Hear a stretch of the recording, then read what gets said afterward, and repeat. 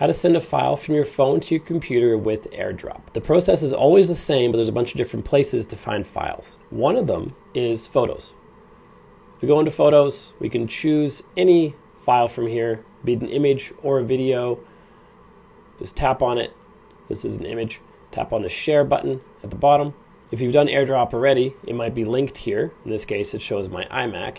If you haven't done that yet, tap on Airdrop and it shows nearby devices.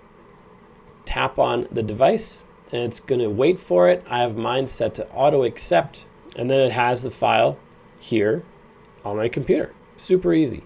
But there's other places where you can find files to send. For example, if we go out of here, let's just swipe all the way out. We have the Files app.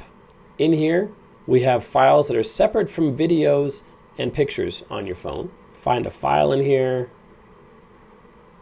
There's some files.